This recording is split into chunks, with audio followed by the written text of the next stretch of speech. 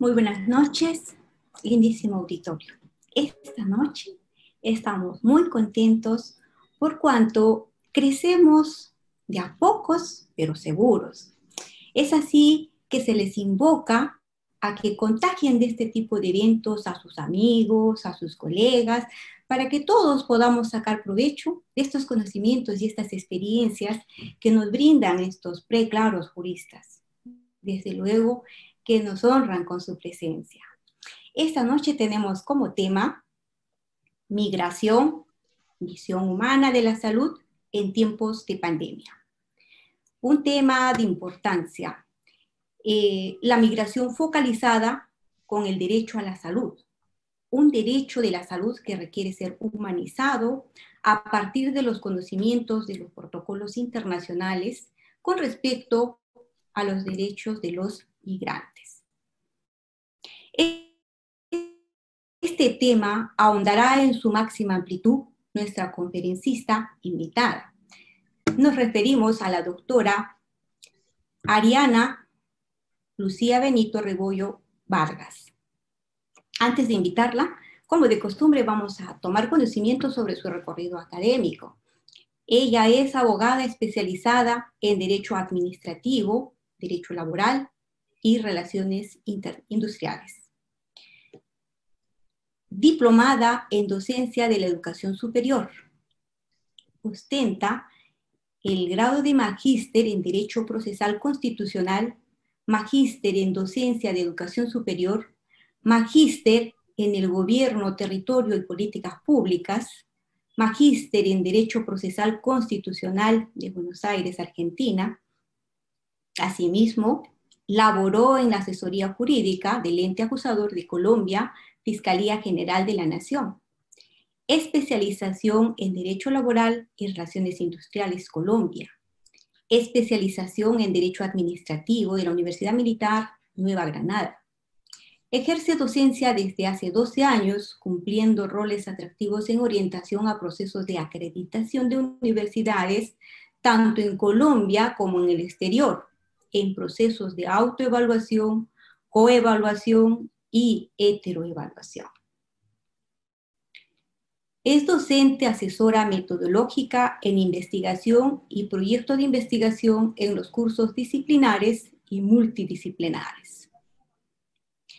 Trabajó en la Universidad de Nueva Granada, Colombia, en la Universidad Buenaventura, Colombia, Universidad Arturo Prat, Estados de Chile, Universidad de Tarapacá, Universidad Central de Chile, Universidad de Aconcagua, catedrática titular en Derecho Penal, Derecho Constitucional, Contratación Internacional en la Cámara de Comercio, capítulo Bogotá, Derecho Procesal Constitucional del Instituto Latinoamericano de Derecho, Ecuador, asesora de la Universidad Militar de Nueva Granada, Colombia, en el área de Derecho Público, en Derecho Penal, asesor titular de Derecho Comparado del Instituto Euroamericano de Derecho Constitucional de Perú.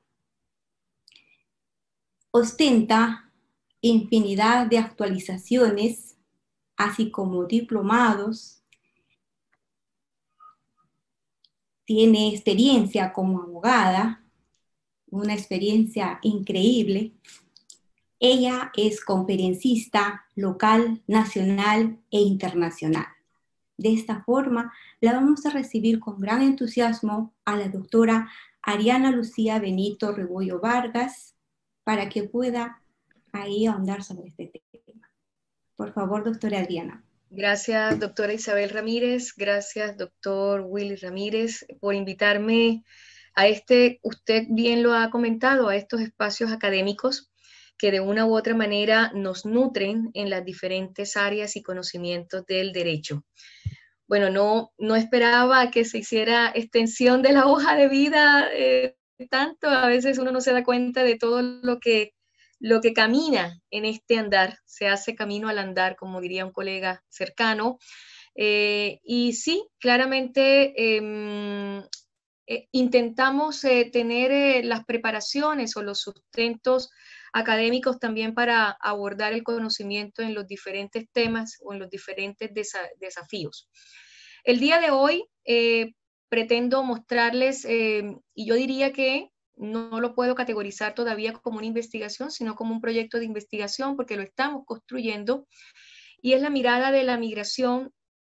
Tiene muchas aristas, pero en este caso puntual la vamos a plantear desde la mirada del derecho fundamental de la salud en tiempos de pandemia. Cómo de una u otra manera, estando bajo esta coyuntura o emergencia sanitaria, el derecho a la salud se ve fuertemente truncado o fuertemente vulnerado, en tratándose, por supuesto, de esta población muestreo, que pudiésemos llamar de esta manera, que son los migrantes.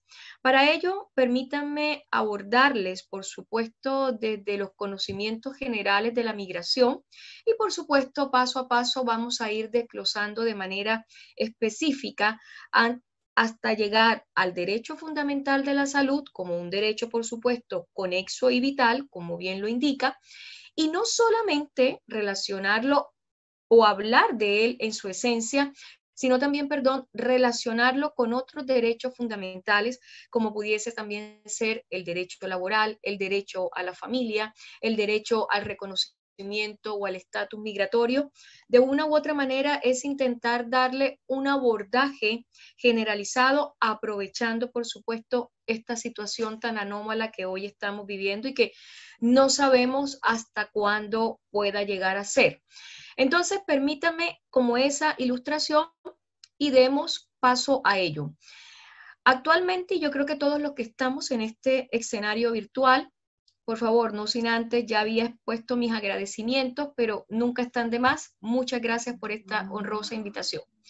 Ahora sí, actualmente hay muchos más migrantes, sobre todo dentro del contexto internacional, de tal manera que la población migratoria ha venido increciendo o ha venido en un aumento. Pudiésemos dentro del periodo o dentro de las últimas décadas, ha aumentado progresiva y paulatinamente. En el último informe que planteó, por supuesto, la Organización Internacional de las Migraciones, el informe del año 2019, se estima que la migración claramente va a ser un factor coyuntural que va a seguir en aumento. Y yo creo que eso no tenemos mayor discusión a los que estamos presentes aquí en esta sala, que inclusive podría alcanzar una cifra, por supuesto, cifras estimadas, en un aproximado de 405 millones de personas para el año 2050. Las razones son muchas y reitero, vamos a empezar desde el plano generalizado hasta lo más específico. Son muchas las razones por las cuales una persona migra. Aquí pudiésemos decir que hasta desde la misma globalización, desde la misma implementación de los modelos económicos en cada uno de los estados, desde las mismas presiones económicas, desde las mismas tendencias demográficas, concretamente algo muy particular que suele suceder sobre todo en los países del cono norte, de la zona norte, y es el envejecimiento que tienen las sociedades y el aumento, por supuesto, de la población juvenil en países que son categorizados como de subdesarrollo o en vía de desarrollo, que es la mención más acorde. Asimismo, la degradación del medio ambiente. ¿Cuántos de los que hemos estado escuchando en esta sala virtual, el cambio climático es un factor que gatilla también la migración? ¿Cuánto también de lo que podemos experimentar en los diferentes estados bajo lo que se ha denominado el conflicto armado interno? Me refiero, por supuesto, a las violaciones masivas de derechos humanos, también es un gatillante de las migraciones como tal. Por ende, el migrante internacional, categorizado puntualmente en un subgrupo que también vienen a ser las mujeres y los niños, emigran rápidamente y ferozmente, entre otros, por estos factores. Ahora bien, la Oficina Internacional del Trabajo, la OIT, estima igualmente que el número de migrantes económicamente activos ha ascendido a una proporción de 105.4 millones de personas, que juntos con la familia, con el grupo familiar, porque recuerden que aquí no solamente migra una persona individualmente considerada, sino que también migra el grupo familiar, hacen que se convierta. Vamos viendo también ese aspecto positivo de la migración. No todo es de carácter complejo o de carácter conflictivo. Activa potencialmente las economías donde aquellos migrantes llegan en sus países de destino como tal o sus países de acogidas como tal. A menudo se consideran que los migrantes son personas que están simplemente al sesgo de cada estado, es decir, otorgándose, inclusive teniendo en cuenta que los migrantes tienen una categoría transnacional. Cuando llegan a sus países de destino o cuando llegan a sus países de acogida, sin embargo, no hay una noción o una conceptualización del migrante, sino desde un punto de vista primigenio, como si fuera externo, extranjero. Inclusive suele ser la palabra más compleja que se puede mencionar cuando estos grupos migratorios o estas diásporas migratorias llegan a los países de destino como tal. Entonces, eso es lo que hemos venido, por supuesto, intentando perfilar, intentando, por supuesto, concientizar, pero también intentando obtener una gestión y una participación y una visibilización a partir de los estados. Mucho se ha dicho, y yo creo que también los que estamos presentes en esta sala virtual, que el Estado es el garante de los derechos humanos. Pues bien, entendiendo que los migrantes tienen un concepto transnacional, los migrantes son sujetos prevalentes de derechos humanos. Por la multiplicidad de tratados internacionales, que ya veremos un poco más adelante, a ellos los cobijan o los blindan.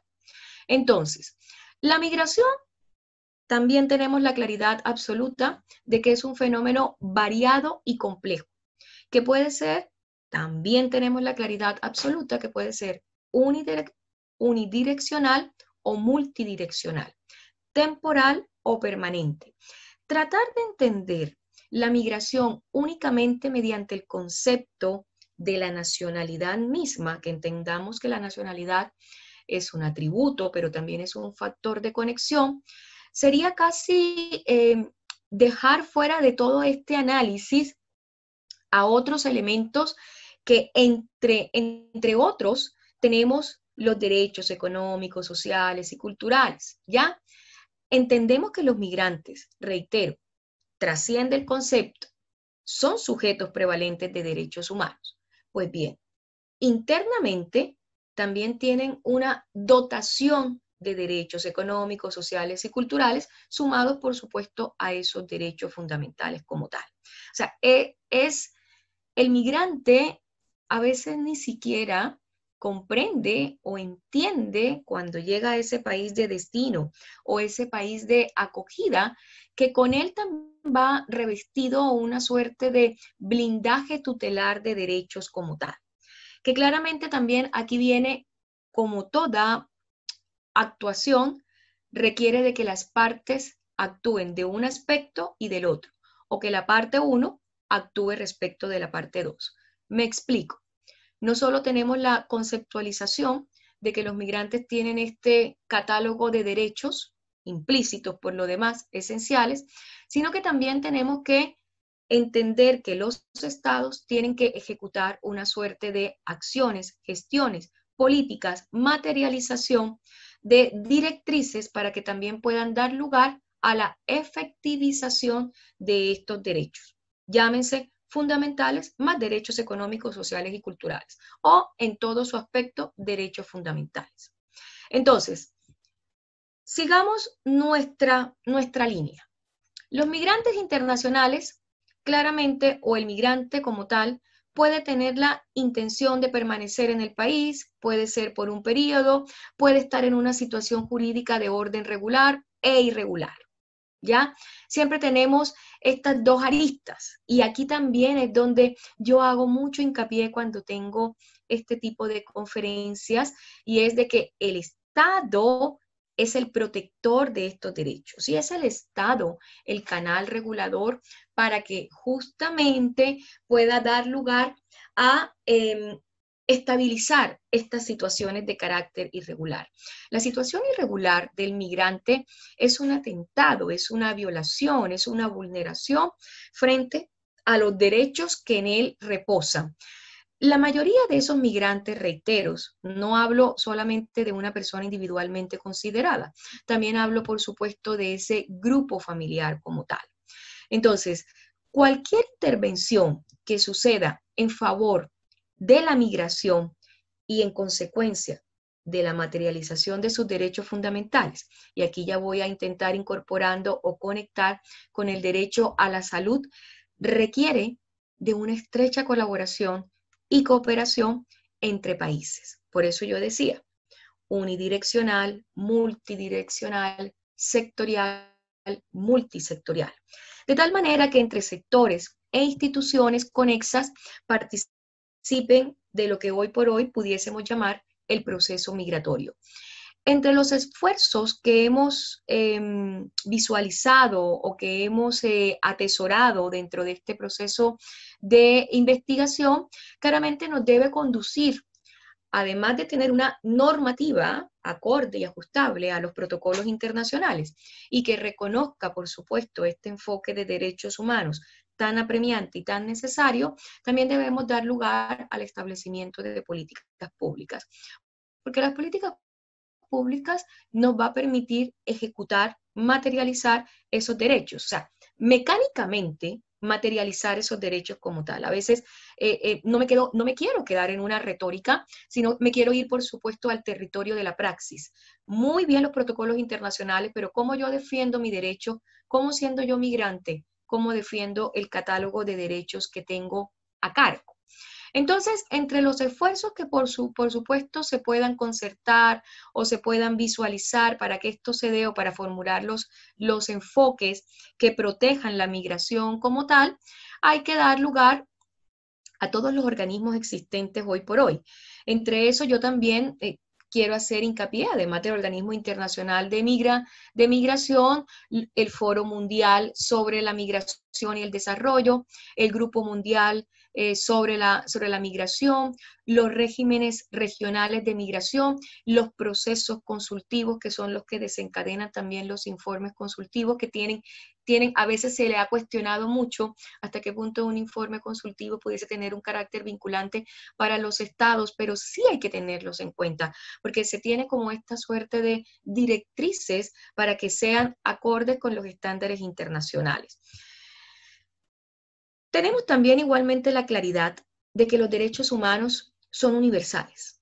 Y aquí vamos a conectar todos los elementos que la misma migración nos puede ofrecer. Los derechos humanos son universales y se consideran, por supuesto, ese derecho innato, esencial que cualquier ser humano puede llegar a tener. Creados con esa finalidad de salvaguardar la dignidad inherente y la valía de cada una de las personas. La claridad de que son inalienables, son interdependientes, se articulan entre sí. Entonces, los derechos humanos, que se consideran, por supuesto, individualmente considerados, vienen a ser articulados con este paquete o con estos derechos colectivos. Y de este modo se crea este bloque que también emana y emergen las obligaciones con lo que se puede y con lo que no puede hacerse. En particular, atañe, por supuesto, a los estados. Hay diferentes clases de derechos humanos que expresan y garantizan, por supuesto, este conglomerado de lo que también pudiésemos llamar derechos civiles, culturales, económicos, políticos, sociales. Pero de una u otra manera esos derechos, este conglomerado o este catálogo, también va acompañado, ya lo decía, un bloque, va acompañado de los instrumentos no solamente internacionales, sino también constitucionales en el plano interno. Y así vamos generando una suerte de estructura, así como cuando tenemos la la fortuna de observar cómo se edifica una construcción paso a paso. Ustedes van viendo cómo eventualmente pasamos de esa primera piedra y se levanta este gran edificio. Pues bien, lo mismo sucede con los derechos que están o que emergen y que convergen en el plano del proceso migratorio. ¿Por qué razón? Porque hablamos de esos derechos fundamentales, hablamos de esos derechos colectivos que van acompañados, por supuesto, con instrumentos internacionales o protocolos o tratados y que también van acompañados con los instrumentos constitucionales que son reconocidos por cada estado. Los estados asumen en virtud del derecho internacional la obligación de respetar, de proteger, de cumplir y de por nada del mundo interferir en el disfrute de estos derechos y más aún garantizar el cumplimiento de los mismos. Es la obligación que le atañe a los estados como tal de proteger a los individuos y a los grupos, de tal manera que deberán adoptar las medidas positivas para garantizar ese disfrute de los derechos humanos. Es importante tener en cuenta que la migración, la entrada y salida de una persona de un territorio soberano, guarda también estrecha relación con otro concepto, ya veíamos el de nacionalidad, pero también veremos el de soberanía. Y aquí es donde también entran esas complejidades, esos entuertos.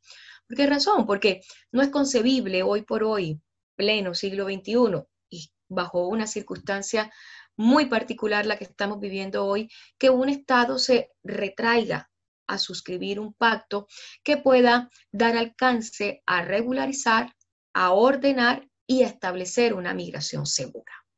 Entonces, cuando uno observa estas reticencias, pues claramente surgen todos los interrogantes que nos pudiésemos estar planteando desde el énfasis o desde el adalid de las Naciones Unidas hasta cualquier persona. ¿Qué sucede? ¿Cuál es la visual? ¿Cuál es la política exterior que está manejando el Estado respecto a un tema que por lo demás trasciende las fronteras, que por lo demás no es nuevo? La migración existe desde que la existencia humana está dada y que claramente está unida y está totalmente relacionada con, con un catálogo, con un equipamiento de derechos que de una u otra manera, bajo ninguna circunstancia, estos pueden llegar a ser discriminados.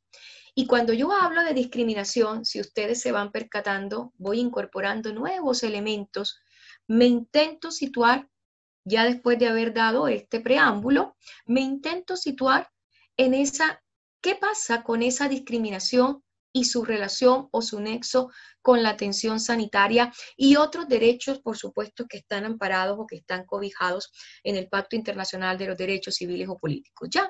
Entonces, ese principio de la no discriminación o las diferentes formas de la discriminación crea una suerte de obstáculos para el ejercicio, no solamente del derecho de la salud como un derecho fundamental, sino también para todo este catálogo de derechos como tal. Entonces, pudiésemos decir, trunca los derechos de los migrantes. Muy a menudo, los estados utilizan la nacionalidad y la soberanía, e inclusive el principio de autodeterminación de los pueblos, como una condición jurídica para establecer una suerte de distinciones y diferenciaciones entre las personas que pueden o no disfrutar del acceso a los servicios sanitarios, por supuesto, a los servicios de salud, a los bienes, a los servicios propios del estamento institucional. Sin embargo, el derecho internacional de los derechos humanos establece que todas las personas, sin discriminación alguna, y esto no solamente lo establece el derecho internacional de los derechos humanos, sino lo establece nuestra Declaración Universal, suscrita en el año de 1948, en su preámbulo y en sus primeros artículos, artículo número 1, no todos los derechos humanos de las personas son iguales, sin distinción, sin razón, sin condición, sin religión. Entonces, es Es inconcebible y aquí quiero dejar, como les decía, esta es una investigación que está en camino, que pretende llevar a una suerte de direccionamiento de políticas públicas y que claramente lo que pretende también en estos escenarios es dejar una suerte de interrogantes a partir de reflexiones y análisis. Entonces, por consiguiente, los migrantes, independientemente de su condición, están protegidos por estos instrumentos internacionales. La primera pregunta que atañe y que ni siquiera pues es necesario tener este conocimiento tan amplio que a veces nosotros los académicos, por supuesto, nos direccionamos, pero es si esto es así, entonces, ¿por qué la ausencia de protección por parte de algunos estados? Pudiese ser uno de los primeros interrogantes o una de las primeras preguntas, problemas que pudiésemos plantear. Entonces, el Pacto Internacional de los Derechos Civiles y Políticos dispone claramente que el derecho a la salud obliga a los gobiernos a asegurar los establecimientos, bienes y servicios sean accesibles de hecho y de derecho e inclusive a los sectores más vulnerables y marginados de la población, migrantes sin discriminación alguna. Los estados, reitero, no pueden limitar el disfrute de estos derechos humanos discriminando a ciudadanos extranjeros por motivos de raza, religión, sexo, color u opinión política u otra índole, mucho menos por su nacimiento. El Comité de Derechos Económicos, Sociales y Culturales ha explicado que la referencia a cualquier otra condición social indica que esta lista no es exhaustiva y que por tanto otros motivos de discriminación, como es la nacionalidad, que impiden a los migrantes ejercer el derecho a la salud y por supuesto otros derechos humanos de la misma categoría deben ser igualmente prohibidos. O sea, no podemos ostentar o expresar que la nacionalidad pudiese ser un factor de distinción como tal. Algunas personas, como por ejemplo las mujeres migrantes, los niños, que son, digamos, la población más latente, más vulnerable dentro de todo este proceso migratorio y que puedan hallarse en situación irregular, pueden encontrarse en una situación mucho más frágil, mucho más de profunda desigualdad, mucho más vulnerable si llegan a sufrir, por supuesto, estos factores o estos elementos de discriminación como tal. Estas formas múltiples de discriminación pueden complicar y agravar, por supuesto, las desigualdades existentes entre los estados. Y por el contrario, genera un tipo de responsabilidad correlacional para los mismos. Entonces, no es posible. Por el contrario, el Estado debe dar lugar, reitero, a la protección, al otorgamiento de las oportunidades de conformidad con la ley. En el caso nuestro puntual de Chile, nosotros tenemos todavía pudiésemos llamarlo vacío, porque no tenemos una ley de carácter migratorio, tenemos un decreto, el 1094 de 1975, perdón, disculpen, que simplemente emite los procesos de entrada y salida del país por vía administrativa. En el año 2018, bajo potestad del Poder Ejecutivo, se regularizó o se dio lugar a una suerte de regularización bajo un instrumento que para los que somos conocedores del área del derecho internacional, bastante precario para dar lugar a un reconocimiento propio emanado de los derechos que fundan la migración y que fue, digamos, una suerte de trámites vía un tanto más expeditos para entrar y salir de las distintas nacionalidades. Al plantearse ello, las mismas circulares o las mismas resoluciones emanadas por el Poder Ejecutivo dictaminaban una suerte de discriminación. Claramente no puede ser ello, no puede ser ello. Todavía se está discutiendo en el escenario del Parlamento el proyecto de ley migratoria que tiene una suerte de conflictos o de complejidades frente a lo que se pueda entender de visa laboral, frente a la obtención de esa visa laboral, frente a la no suscripción por parte del Estado de Chile del Pacto de Marrakech, porque también se tuvo la noción, y reitero, esto es solamente una visión que pretende plantear una suerte de reflexiones. Y el argumento que se esbozó para ese momento era que el Pacto de Marrakech no daba lugar y de una u otra manera pudiese estar vulnerando la autodeterminación de los pueblos y el Estado soberano. Ningún tratado internacional, los tratados internacionales se basan en el consenso de las voluntades. Por ende, y también todos los que conocemos el plano del derecho internacional, inclusive les podemos dar lugar a los mismos, aún con un instrumento mecánico que se llaman las reservas o las cláusulas de reserva. Pero sí es bueno que se maneje un sentir y una percepción de una política garantista en materia de derechos humanos y en lo que refiere puntualmente con los derechos que emanan de la migración. Porque esto es un sistema de orden interno y es un sistema de orden internacional que confluyen, que la única manera para que el proceso migratorio sea óptimo es que tiene que estar coyunturalmente unido, estados y por supuesto la comunidad internacional.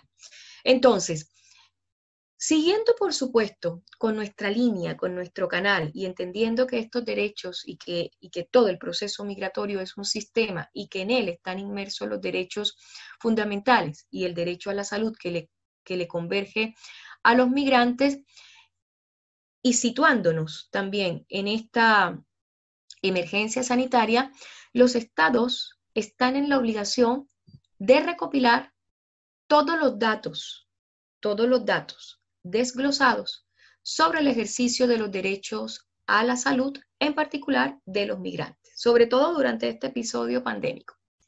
Seguro social, educación, entre otros derechos. Los indicadores de estos datos o estos datos puntualmente nos deben llevar a cuáles son los puntos de acceso y los porcentajes, mejor, de acceso que los grupos migratorios o los conglomerados migratorios pueden llegar a acceder a estos derechos como tal.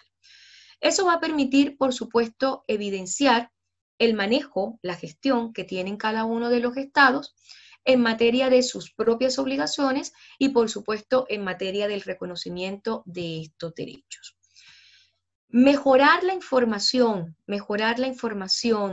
derivada de estos datos, podemos llamarlos datos desglosados, derivados de la emergencia sanitaria, hace que de una u otra manera, para el Estado y para los migrantes, Estado hacia migrantes, se constituyen una suerte de preocupación y de prevalencia y de epicentro, de tal manera que no veamos, por el contrario, una visión escasa, sino una visión preocupada, una visión integral, una visión que está inmersa en el cumplimiento de los derechos humanos y, por supuesto, que garantiza y ratifica el proceso de migración internacional.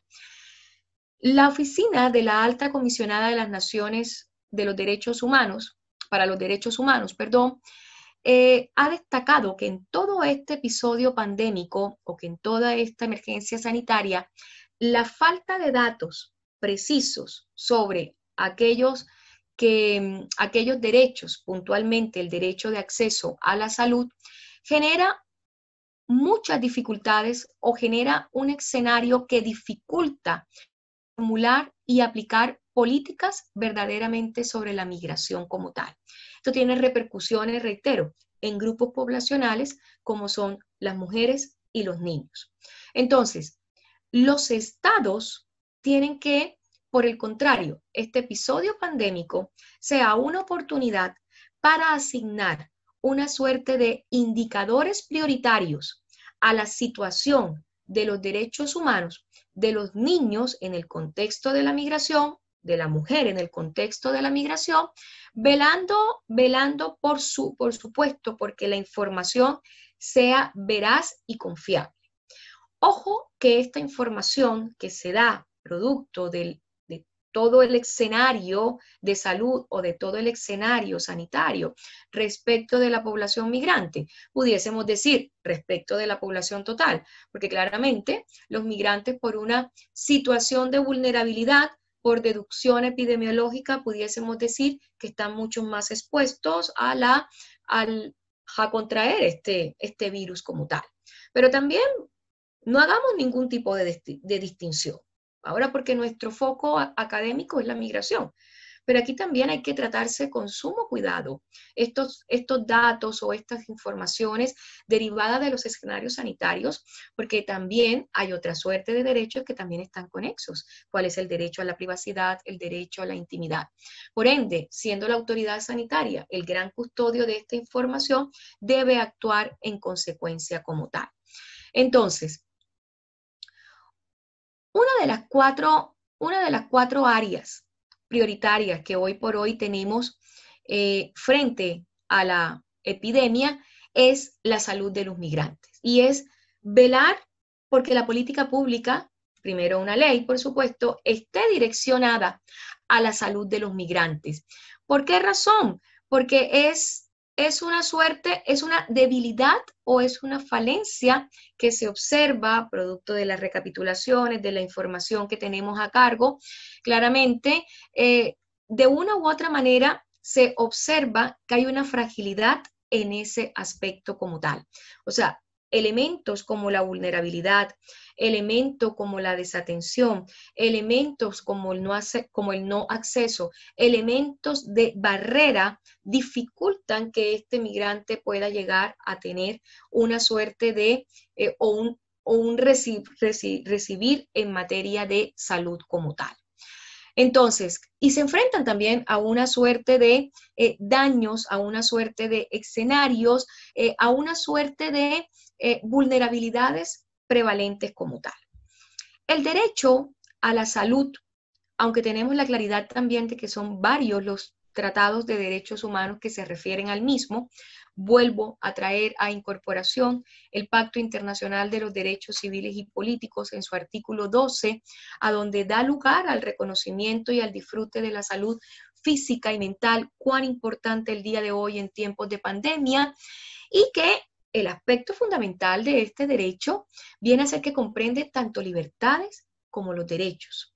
Las libertades engloban el derecho a no someterse a una suerte de tratamientos inadecuados o exponerse a una suerte de desatención en un diagnóstico. Producto de que el migrante no llega en este sistema de salud pública que lo condiciona jurídicamente a su nacionalidad, a su estatus migratorio y que le vulnera por supuesto, acceder a este sistema como tal, de una u otra manera su libertad tiende a ser opacada o tiende a ser englobada o tiende a ser obstaculizada cuando su tratamiento, cuando su diagnóstico no es el más óptimo, justamente por su condición de migrante. Y esto se replica o repercute, ustedes me dirán, quizás no es así, pero es lo que se observa en la realidad. Son muchos los casos, sobre todo por solamente hablar de Chile, que hace 2 años ya la diáspora migratoria de personas procedentes de Haití ha ido en reducción o ha ido disminuyendo, pero durante un tiempo fue en aumento progresivo, casi que se alcanzó a visorar inclusive una suerte de conductas de índole penal que se estaban gestando y dando. Entonces, preguntarle, solamente también dejo en el tintero, preguntar, indagar, ¿cuántas de estas personas, producto de su color de tez, de piel, fueron objetos de discriminación en el sistema de salud pública? ¿Cuántas de estas personas tuvieron algún tipo de impasse, inconveniente, circunstancia que de una u otra manera impidió que fuera satisfecho el derecho a la salud? Entonces, es un componente importante porque lo que tenemos que evaluar y visualizar es una política pública que haga eso, visualice el derecho a la salud. Porque, ¿por qué? Siendo un derecho, se deriva de la obligación del Estado de proporcionar esos servicios y de que sean servicios del más alto nivel. ¿Por qué razón? Muy simple, porque está protegido por su condición de ser humano y tiene esta protección y blindaje de carácter internacional. Y este derecho a la salud es un derecho que está también incorporado en una suerte de sistema de protección, prevención, en la cual también vemos tratamientos, controles y diagnósticos, pero que también deben surtirse en una suerte de igualdad de condiciones y que el acceso al mismo sea óptimo y sea estable y sea equilibrado y sea en igualdad de condiciones, que no esté sujeto a conductas de riesgos y que tenga, por supuesto, acceso pleno a los servicios esenciales como tal, producto del ejercicio de este derecho a la salud como tal. Entonces, en consecuencia, para cumplir con estos derechos y libertades mencionados anteriormente, los estados deben asegurarse de que cuentan con establecimientos acordes, con bienes, servicios de salud accesibles, aceptables, aplicables para todos los sectores de la población, incluidos, por supuesto, los migrantes. Aquí también vamos siguiendo un poco nuestra línea que nos va a llevar a esta suerte de derechos evaluativos, además del derecho fundamental de la salud, y es la disponibilidad. Los estados deben contar con un número suficiente de establecimientos hospitalarios. Ahora, muchos de los que estamos aquí me dirán, eso depende de presupuesto de gobierno. Bueno, hace parte de la función de garante del Estado, porque estamos buscando los equilibrios o los puntos de equilibrio en un proceso migratorio que está y que va a existir por siempre. Entonces, necesitamos dotar al Estado de todas las herramientas posibles para que pueda dar, servir bienes y servicios públicos de salud y centros de atención de salud óptimo, que funcionen y presten el servicio oportunamente. El componente de disponibilidad del derecho a la salud obliga a los estados a garantizar los suministros generales. Por ejemplo, medicamentos esenciales, vacunas que deben adquirirse en determinadas cantidades. Miren qué propicio lo que estamos comentando hoy por hoy, entendiendo que estamos en una emergencia de salud pública y que esto también debe reflejarse en la población migrante. Además, el principio de la disponibilidad también requiere que los estados soliciten y se abastezcan de medicamentos y bienes específicos que resulten particularmente de interés para las poblaciones migrantes. Yo tengo que también ser muy clara, migra lo bueno, migra lo malo. Estamos en un episodio virológico que los que son los entendidos de la materia, no voy a incorporarme en escenarios que no me corresponden en cuanto a área de especialidad, pero que claramente muta. Entiendo que este virus muta y claramente uno de los focos fundamentales es también evaluar este proceso migratorio. Y este proceso migratorio hay que evaluarlo desde los mismos determinantes de la salud y de los mismos determinantes sociales.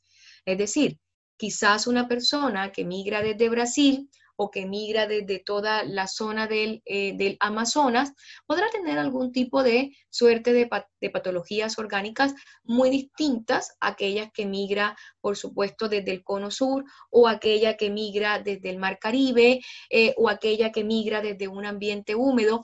Recuerden ustedes que al principio de esta conversación hablábamos de los aspectos de índole demográfico y de los aspectos de índole climática. Entonces, ello también influye, de tal manera que también se debe tener una claridad precisa a que no solamente estamos garantizando derechos a los nacionales, estamos garantizando derechos en todo el plano internacional. Por eso reitero, la migración no es un asunto de orden interno solamente. La migración es un asunto de orden internacional y que por el contrario, los estados están subordinados a los protocolos internacionales. Todos los que estamos aquí presentes entendemos, y se me viene un tanto a la cabeza esta tesis del maestro Rodrigo Uprini de Colombia, que nos habla justamente del bloque de constitucionalidad, y que también pudiésemos mencionar al profesor Carbonell de México, que dice que los tratados en materia de derechos humanos tienen un carácter supraconstitucional. Pues bien, ese es el nivel que le tenemos que dar a la migración, reiterando, por supuesto, que además de esta disponibilidad, también hacemos mucho hincapié en la accesibilidad. Y el concepto de accesibilidad comprende varios aspectos que están relacionados, por supuesto, con el principio de no discriminación. La no discriminación, entendiendo dentro de este concepto o dentro de la noción de accesibilidad, la no discriminación garantiza la accesibilidad de hecho y de derecho a los establecimientos, bienes y servicios de salud a todos los sectores de la población, incluidos, reitero, a los migrantes o grupos más vulnerables. Muchos países definen sus obligaciones en el sector de la salud hacia los no ciudadanos como atención esencial o atención sanitaria de emergencia. Suelen estar los migrantes inadecuadamente cubiertos. Miren qué palabra tan sutil, para no ser un poco tan tosca y tan compleja el día de hoy. Tan inadecuadamente cubiertos por el sistema del país, por el sistema de salud del país de acogida. Y por tanto, a menudo, al no sufragarse un seguro médico, tratamiento o medicamento, están sujetos a una suerte de exposiciones y variables. Entonces, si nos colocáramos en el escenario actual, ¿cuál es el riesgo exponencial que tiene un migrante de contraer COVID-19? Entendiendo si solo por un nivel de muestreo o de población me voy a la región metropolitana de Santiago de Chile y encuentro que muchos de los migrantes procedentes de nacionalidad haitiana, esto como por especificar, son muchos los que viven en estas condiciones, viven en una especie de guetos, ¿ya? Habitaciones de 3x2, si pudiese ser un poco más explícita, y entendiendo que esta es un escenario totalmente inadecuado, vulneratorio, discriminatorio, sensible frente a los derechos que cobijan y que impregna un migrante. Las políticas de salud, sobre todo cuando hablamos de este concepto de inadecuadamente cubierto, las políticas de salud nos exigen que sean integradoras, en virtud de este principio de la universalidad, ¿ya? Pero las políticas de salud no integradoras contravienen el principio de la no discriminación, consagrado en los instrumentos universales de derechos humanos. Los gobiernos, o los estados en este caso, deben ser constantes y deben ser conscientes de que al negar a los migrantes el acceso a las intervenciones primarias de salud, inclusive a lo que hemos conocido el denominado triaje, que yo creo que todos los que estamos aquí también presentes en esta sala virtual hemos tenido que acudir previo para poder ser diagnosticados y en consecuencia ahí sí trasladarnos al médico de la especialidad. De una u otra manera, a estas intervenciones primarias de salud, los estados se exponen a mayores costos financieros y riesgos de salud pública, debido a que las enfermedades pueden volverse, por supuesto, crónicas. Podemos estar inmersos en factores de riesgo de contagio de cualquier enfermedad, porque recuerden que hay una amplia carta de noción de los orígenes como tal, y que de una u otra manera lo que hace es colocar o indisponer al Estado frente a una situación de no cobijo y de no protección respecto de los derechos prevalentes de los migrantes como tal.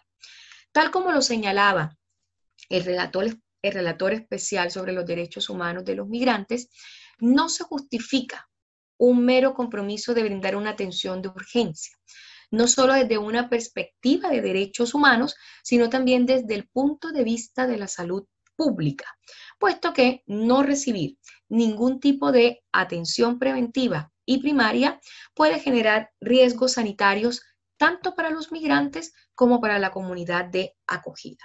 Miren qué interesante lo que estamos viviendo, palpando el día de hoy.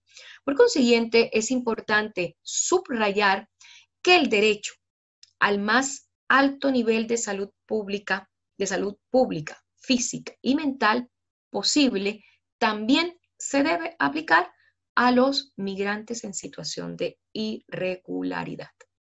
La accesibilidad física, que también es otro aspecto de esta noción, vamos a entenderlo, por supuesto, al acceso de todos los sectores de la población, niños, mujeres, ancianos, personas con discapacidad, adolescentes, migrantes, cualquier persona. Los migrantes, como yo lo replicaba recientemente, suelen vivir y trabajar en zonas donde los servicios no están físicamente disponibles. Y ya será objeto de otra conversación ver cuáles son los contextos, los entornos en los cuales nos desarrollamos en estos proyectos de investigación en materia de migración, que también viven en una suerte de lo que se conoce, y digo entre comillas para no generar ningún tipo de confusión, tomas o asentamientos de terreno de manera irregular. Entonces, como es el caso, por supuesto, de estos trabajadores migrantes o de los migrantes que de una u otra manera no tienen posibilidad a luz, agua, a servicios de orden esencial. Entonces, por ende, ya tenemos una suerte de primera vulneración el derecho a la salud y de segundo orden y concomitante el derecho de acceso a los servicios públicos. Verdaderamente esto es un problema de salud pública que tiene contextos y matices internacionales como tal. Entonces, una de los últimos ítems de la accesibilidad también lo tenemos desde el punto de vista de la accesibilidad económica o asequibilidad. Garantizar a todas las personas, independientemente de su nacionalidad o condición jurídica, que se materialice este acceso como tal. ¿A través de qué? Cuando los estados son establemente e institucionalmente, o mejor aún, institucionalmente estables, se debe obtener una suerte de adopción de medidas especiales para este tipo de poblaciones como tal.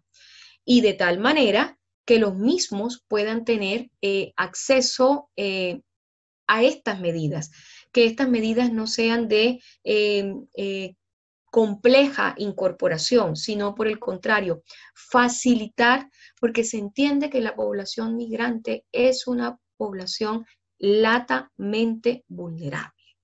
Entonces, ello en particular. No sé, doctora Isabel, cómo estamos de tiempo. Sí, todavía tenemos Perfecto. minutitos. Perfecto. Bueno, voy a intentar ya ir cerrando para poder dar cabida a nuestra tesis, digámoslo así, o a nuestra teoría de investigación. Entonces, siguiendo con este camino de cumplimiento de derechos humanos relacionados, por supuesto, con el derecho a la salud, intentándolo humanizar, es muy claro que la interdependencia de ellos está totalmente evidenciada. Hay que dar lugar al disfrute, hay que dar lugar al ejercicio pleno, hay que dar lugar a un nivel de vida adecuado, hay que dar lugar también al desarrollo de los derechos que se desencadenan de estos derechos fundamentales, como cuáles: el derecho al trabajo, el derecho a una actividad cultural o a una actividad recreativa, el derecho a un espacio público, el derecho a una vivienda, el derecho al desarrollo familiar, el derecho a la educación. Son derechos humanos que están conectados, que son interdependientes y que de una u otra manera eso va a llevar a este desarrollo material y espiritual que tanto se predica no solamente de los niños en la Convención Internacional del Niño, sino que también lo replicamos en la migración como tal. Hay muchos aspectos en materia del derecho de salud que se desprendiesen como aristas. Yo ya voy a intentar hacer como un breve resumen para no excederme de los tiempos y por supuesto dar lugar a cada uno de los interrogantes que por lo demás yo entiendo que deben ser muchos porque este es un tema que casi que es como fuente inagotable. Si hablásemos también, ya hemos hablado de los derechos económicos, sociales, culturales, hemos puntualizado las características que quizás pudiese tener el derecho de salud respecto de la población migrante. Bueno, profundicemos aún más. ¿Qué pasa con ese derecho a la alimentación? ¿Qué pasa con ese derecho de la subsistencia, que también es un derecho fundamental y que se replica y que se predica en la población migrante? Ese derecho a la alimentación adecuada deriva del derecho a un nivel de vida adecuado.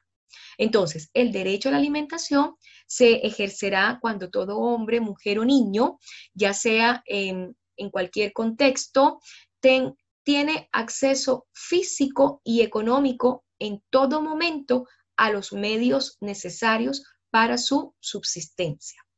El derecho a la alimentación no debe interpretarse por consiguiente en forma estrecha o restrictiva, asimilándolo, por supuesto, a toda una suerte de conjuntos o componentes con otros derechos. ¿Con cuáles derechos? Con la calidad de vida.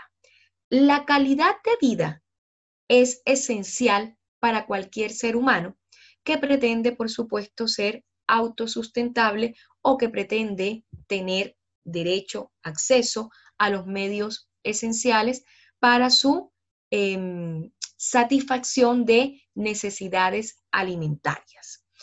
El acceso a una alimentación y nutrición adecuada. Miren cómo estamos intentando incorporar elementos que yo creo que en otro escenario, menos mal que hoy por hoy el derecho nos da muchas posibilidades, plantea a los migrantes varios problemas.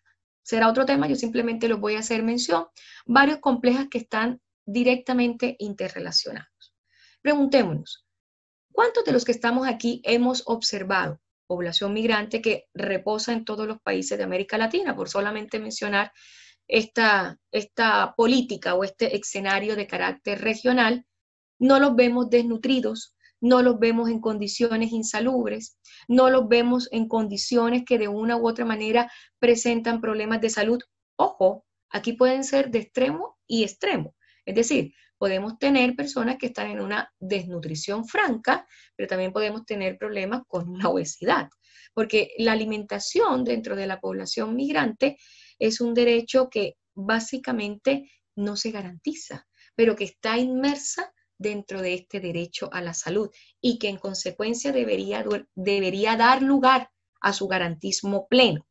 Entonces, violaciones del derecho de los migrantes a la alimentación se pueden plantear de diferentes maneras y pueden existir de diferentes formas.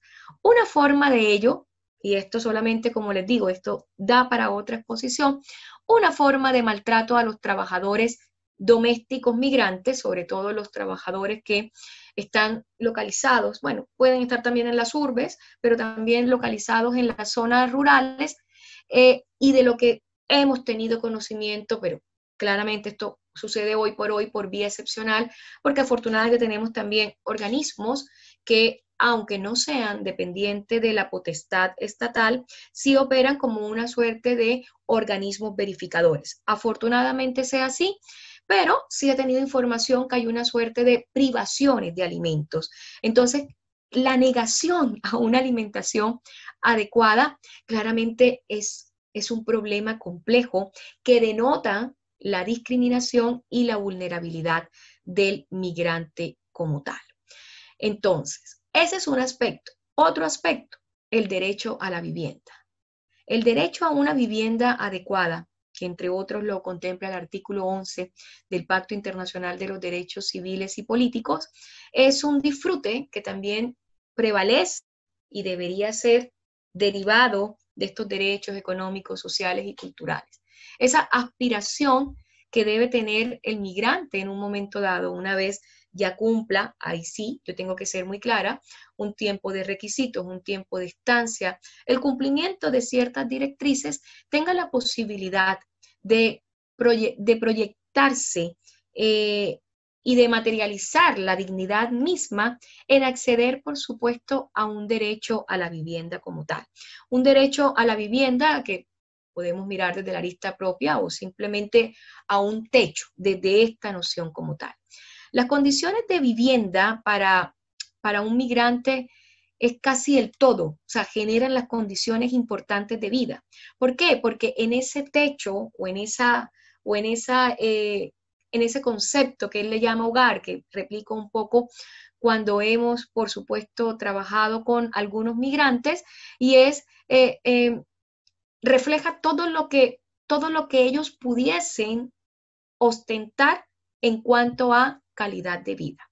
Entonces, fíjense de una u otra manera cómo garantizando inclusive los mínimos estándares pudiésemos cumplir con las directrices o con los protocolos internacionales en materia de cumplimiento del proceso migratorio como tal, y no por el contrario, como también se replica o se observa estos hacinamientos, estas condiciones de saneamiento deficiente que pueden, por supuesto, asociarse hoy por hoy con un aumento notable de enfermedades respiratorias, pero tampoco no solamente enfermedades de este tipo, sino también de enfermedades gastrointestinales y de enfermedades dermatológicas. O sea, tenemos una suerte de nexos que están directamente ligados a los derechos económicos, sociales y culturales, pero que sigue estando nuestro derecho a la salud prevalente como eje central. En algunos países, la existencia de leyes nacionales discriminatorias perjudica gravemente el derecho de los migrantes a la vivienda. Por ejemplo, hay leyes que imponen sanciones administrativas o penales a los propietarios que alquilan a una vivienda o que alquilan, perdón, a una vivienda a migrantes irregulares. La segregación y la discriminación en particular es una forma de obstáculo administrativo, pero también una forma de obstáculo vulneratorio a los derechos humanos, que representa, por supuesto, la barrera a las posibilidades de acceso y de reconocimiento que debe tener un migrante. El Comité de Derechos Económicos, Sociales y Culturales ha expresado su preocupación permanente y latente por la desproporcionada concentración de familias migrantes en zonas residenciales pobres, vulnerables, que se caracterizan por grandes complejos de viviendas sociales de insuficiente calidad y mal mantenidos, a donde polula una suerte de factores de orden psicosocial, psicológico, ausentes de cualquier condición de sanidad y que por ende evidencia una suerte de discriminación frente a la población migrante como tal por parte de los actores estatales. Ojo que también me gusta mucho esta apreciación que se da porque no solamente de los actores estatales, sino también de los actores privados. Aquí tenemos la aplicación del principio de subsidiariedad. Entonces, aquí no solamente hay un rol propio del Estado, sino también de la comunidad o de la población civil. Para eso está el principio de subsidiariedad. Por otra parte, el Comité para la Eliminación de la Discriminación Racial ha subrayado firmemente que los estados deben tomar medidas para la eliminación de la discriminación y evitar este tipo de segregaciones. El derecho a una vivienda adecuada va más allá de disponer de un simple techo. De acuerdo con la Comisión de Asentamientos Humanos, una vivienda para el migrante, desde la visual del migrante, significa disponer de un lugar donde poder estar, donde se desea un espacio adecuado, sanitizado, seguro, una infraestructura básica adecuada y una situación adecuada en relación con el trabajo y los servicios básicos. Todo ello, por supuesto, accesible. Los migrantes no solo son más propensos a tener menos acceso a una vivienda adecuada, sino también tienen más probabilidad de estar sin hogar. En la Unión Europea, los migrantes constituyen alrededor del 20% de la población sin hogar y claramente en países como Dinamarca puntualmente, como para colocar otro contexto, hasta el 33% de la población sin hogar de la ciudad son migrantes. La relación entre un trabajador migrante y su empleador también es otro elemento, otro factor que puede complicar aún más la cuestión del acceso a una vivienda adecuada. ¿Por qué razón? Porque en algunos países los empleadores están obligados a proporcionar vivienda a los trabajadores que contratan en el extranjero. Pues bien, ha existido una preocupación latente de que en muchas situaciones el tipo de vivienda que se proporciona por los empleadores a la población migrante es totalmente inadecuada y discriminatoria. De tal manera que hasta el fenómeno llega a extralimitarse al punto de retener el salario por el usufructo de esa vivienda inadecuada.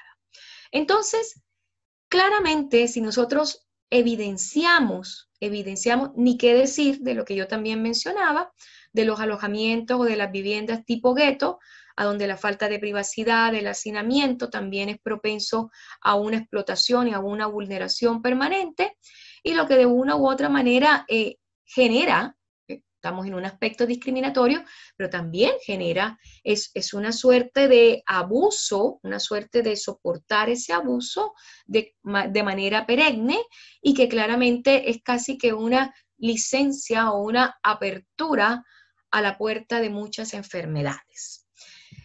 Ya por último, y ahora sí, la relación que existe entre estos derechos de la salud y estos derechos también del orden laboral y derechos sociales. El derecho internacional de los derechos humanos también converge en todos los principios que están relacionados, por supuesto, con la OIT y esos principios que se refieren a prohibir el trabajo forzoso, a prohibir el trabajo infantil, a que los derechos sindicales sean reconocidos, a que no exista ningún tipo de discriminación como tal, a que se eliminen todas esta serie de prácticas que tienen un efecto directo en la salud mental y física de los trabajadores migrantes. Entre estas prácticas, por supuesto, debemos anular por completo, ya lo mencionaba, la explotación evidente. Eso también lo alcanzamos, como le digo, afortunadamente ya, sobre todo para aquellos países donde era muy neófita la diáspora migratoria, se ha venido regularizando a través de una suerte, no es suficiente, pero por lo menos ya se apertura un camino de directrices, circulares, resoluciones, que de una u otra manera nos van asentando y nos van dirigiendo lo que pudiese ser el contenido de la futura ley migratoria, que esperemos que sea prontamente, no sin antes, por supuesto, estamos en un momento, además de que estamos en el episodio pandémico, estamos a portas, a unas 10 días aproximadamente, de vivir un plebiscito, una transformación constitucional enorme. Todos los que estamos aquí tenemos noción de que la Carta Magna es la estructura, es la base y que a partir de ahí vienen los diferentes desgloses normativos. Entonces, uno de esos desgloses, por supuesto, será la ley migratoria.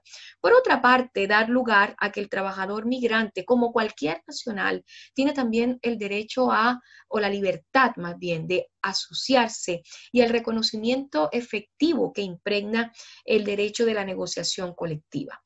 La prohibición de la discriminación por razón de nacionalidad asegura la plena aplicación de todas las protecciones laborales a los trabajadores migrantes y la consideración de la salud en el lugar de trabajo. Los sistemas regionales de derechos humanos y los trabajadores migrantes deben estar inmersos en una protección prevalente. Los órganos regionales de derechos humanos apoyan firmemente esta teoría o esta tesis como tal y lo que ha expresado la Corte Interamericana de Derechos Humanos, el migrante, al asumir una relación de derechos innatos, derechos que son reconocidos por el hecho de ser trabajador, que deben ser garantizados independientemente de su situación regular o irregular. Que reitero, lo que estamos evitando es que volvamos a estas prácticas de trabajo forzoso, esclavizante, servidumbre, que de una u otra manera coloca al proceso migratorio en una víctima. No es la pretensión. He escuchado historias en las cuales ni siquiera hay salario presente de por medio, ni siquiera hay descanso. De este derecho laboral tenemos implícito el derecho a la seguridad social, contemplado en el artículo 9 del Pacto Internacional de los Derechos Civiles y Políticos, y que de una u otra manera también nos pone en una situación de necesidad de protección, pero también necesidad o una mejor evidencia de vulneración como tal.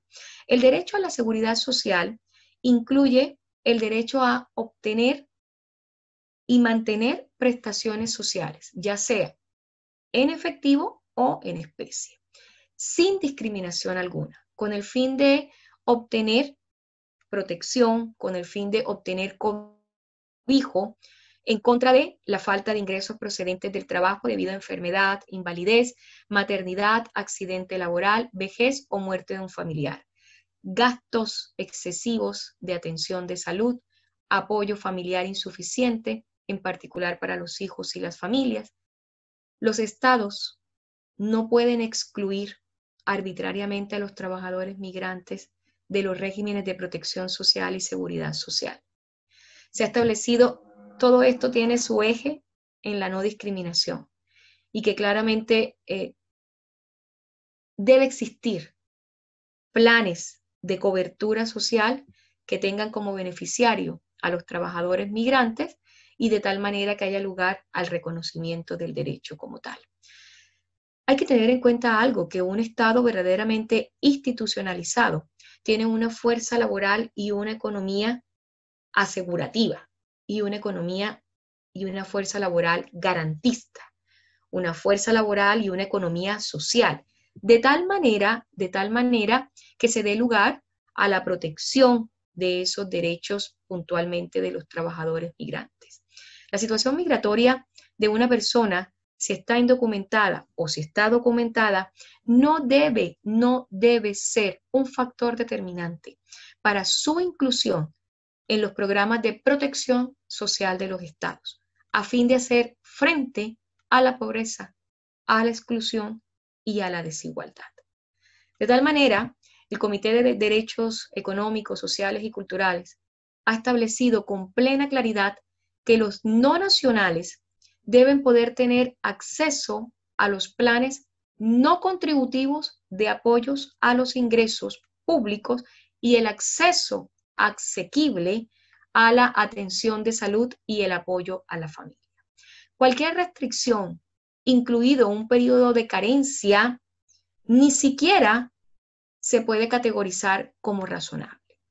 Todas las personas, independientemente de su nacionalidad, de su residencia, de su condición, tienen derecho a atención médica primaria y de emergencia. Hay lugar y hay presencia de instrumentos internacionales, bilaterales y multilaterales que fomentan, que coordinan, que armonizan los planes de seguridad social respecto de los trabajadores migrantes. Varios estados están utilizando enfoques innovadores respecto de los planes contributivos de la seguridad social, los seguros médicos laborales, los regímenes sufragados mediante impuestos para mejorar la salud de los migrantes y su acceso, por supuesto, a los servicios mismos. Algunos países de origen, digamos que la fuente puede ser a través de las remesa, y a través de la remesa se dispone de un esquema de seguro para que los trabajadores migrantes puedan surtir sus respectivos planes de seguridad social. De esto podemos mencionar países como de ejemplo Sri Lanka, Filipinas, en el plano de América Latina, Brasil. Sin embargo, con esto también permito hacer una suerte de aclaraciones porque estamos como en esto de investigación y claramente con los últimos datos, Brasil ha quedado un tanto rezagado en temas de protección y de políticas públicas migratorias referido a la noción y a la visión que tiene su actual gobierno. Otros países de mención, España y Portugal, también son países que han adoptado una política de igualdad de acceso a la cobertura de la seguridad social para todos los migrantes, indistinto de su condición jurídica como tal. Seguidamente viene el derecho a la vida familiar, que por supuesto ya yo lo he replicado en toda la conferencia como tal, pero no me quiero despedir, y es que se entiende que la familia es el núcleo central de la sociedad, que es un elemento que está protegido ampliamente por la Convención Internacional de todos los trabajadores migratorios y de sus familiares, reconocido ese principio en el artículo 468, en la cual también se da un explayar del respeto a la vida, del respeto a que los estados deben proporcionar mecanismos de acceso que no estén dirigidos a restringir ni a infringir o a limitar el disfrute de estos derechos producto del núcleo familiar como tal, a tomar las medidas positivas que mantengan la unidad familiar. No en vano tenemos el principio de la reunificación familiar, producto de estas separaciones cuando se dan los procesos migratorios iniciales, y de una u otra manera el principio de la unidad familiar tiene en su eje estructural un principio de unidad de protección que es implícito, que es esencial al proceso o al contexto de la migración, esto en tratándose, por supuesto, de las mujeres y los niños, entendiendo que en lo que refiere puntualmente a los niños, debemos prevalecer también el interés superior del niño y protegerlo frente a cualquier explotación económica, social o de abuso. Espero que estas líneas, estas palabras, les haya sido de mucha utilidad y de mucha referencia, sobre todo en materia del derecho a la salud desde la visión humana en tiempos de pandemia. Ya he terminado, doctora Isabel. Muchas gracias por el tiempo y su disposición. Muchísimas gracias a usted, doctora Ariana. Excelente exposición. Es admirable ese cúmulo de información que usted ostenta. A veces es así, cuando nosotros estamos exponiendo, de pronto nos pasamos de la hora porque es verdad, es el apasionamiento al tema que le tenemos, ¿verdad? Bien, lo que tenemos ahí, dos preguntas, vamos a dar lectura. A ver, aquí nos indica la doctora Edith Guerrero. Cada uno contribuye al respeto de la dignidad humana, estimada doctora. ¿Cómo actúan los organismos internacionales de derechos humanos en Colombia y cómo se observa en Perú? ¿Está de acuerdo en el desplazamiento de un territorio de un estado a otro que se da por una amenaza a la vida ahora en tiempos de pandemia? Bueno, la pregunta tiene como varios componentes y voy a intentar darle alcance en la medida que la entendí. Claramente la migración, y voy a referenciar una autora, ella es de origen chileno, Carolina Stefani. Ella manifiesta que la migración tiene factores gatillantes positivos y negativos. Yo intenté mencionar algunos positivos, intenté mencionar otros negativos, pero claramente falta la especificación de cada uno de ellos. Uno de los factores gatillantes negativos es la persecución política, el conflicto armado interno, los desplazamientos forzosos. Si nos ahondamos más en el conflicto de Colombia como tal, estamos hablando de una suerte de tipologías penales que inclusive existió una modificación y que se relacionan con las vulneraciones de los derechos humanos o los delitos contra el VIH. Y claramente sí habría lugar. Aquí no estaríamos no solamente en el marco de un proceso migratorio que existe de naturaleza o de base, sino que también estaríamos bajo el uso de figuras de orden del derecho internacional como pudiese ser un refugiado o un asilado. Porque recuerden ustedes también que también tenemos las razones políticas que pueden mediar para que forzosamente tengamos que migrar. Y esto en tratándose, inclusive me voy a alejar un tanto, pero quiero colocar el ejemplo para ver si he comprendido la pregunta. En el caso de los migrantes procedentes de Venezuela. Claramente son migrantes, son de base migrante, pero muchos de las personas que proceden del país vecino de Colombia, en este caso, tienen condición de asilados. ¿Por qué? Porque sus propias ideas, sus propios ejes o roles funcionales les ha demandado una postura opositora frente al gobierno de base o frente al gobierno de presente y que ha generado, por supuesto, un peligro inminente de su vida. En ese caso puntual, claramente hay que dar lugar a un desplazamiento forzoso. Entonces, tenemos aquí una suerte de elementos comunes, pero también de elementos particulares. El elemento particular es la figura de derecho internacional público, que puede ser el asilo. Y los elementos comunes que se dan inmersos en el proceso migratorio es el desplazamiento forzado, es el conflicto, es la situación política, es la crisis económica, que son los elementos comunes que pueden orbitar para que el proceso migratorio se active de forma inmediata y se tome, por supuesto, la determinación frente a un derecho de carácter supra, que es el derecho a la vida. Espero que la respuesta haya sido más acorde, más completa. Muchas gracias. Tenemos aquí también otra pregunta del doctor Luis Martín Espino.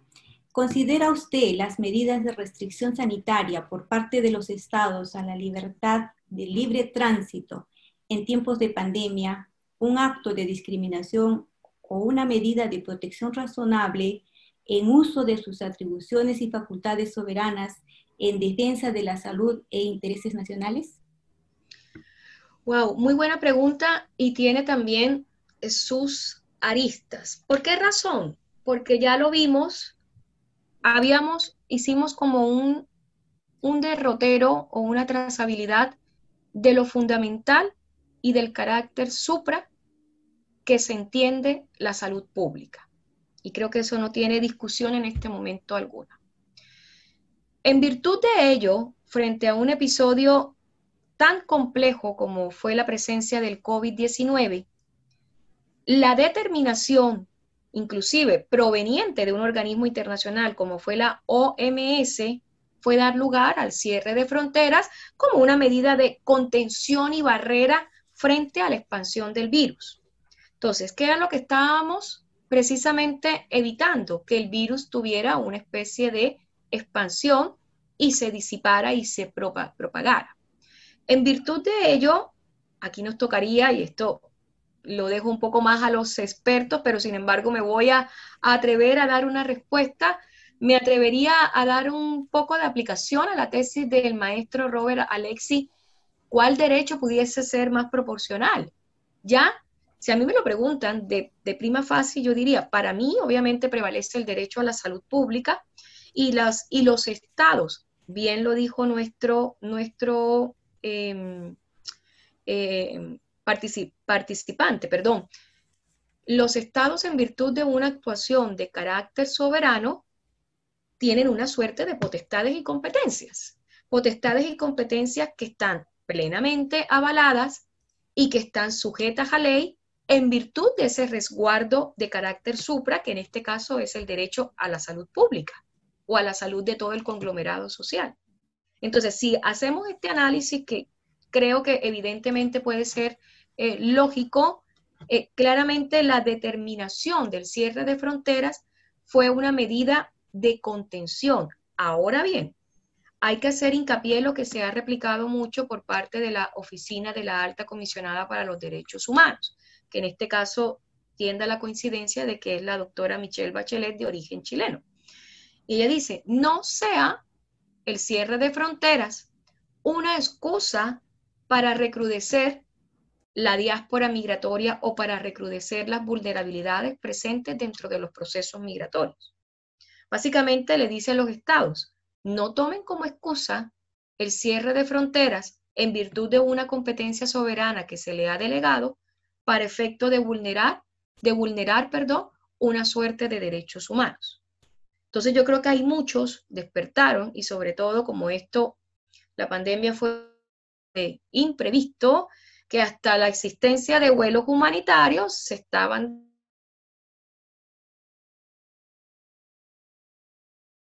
de este cobijo de que aquellas personas que quedaron en una suerte de indefensión en otro país pudiesen retornar al de origen. Entonces, aquí hay una suerte de ponderación de derechos.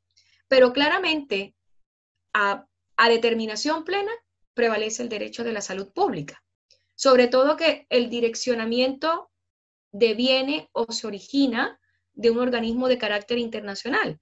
Y recuerden que nosotros en este caso, por eso es que se insta mucho a los estados a tener estos bloques integrativos en materia de protección de los derechos humanos, el sentir, la percepción, la aplicación, el ABC sería lo que se predique respecto de la comunidad internacional o lo que se predique del ámbito internacional para proteger esos derechos humanos en el orden interno.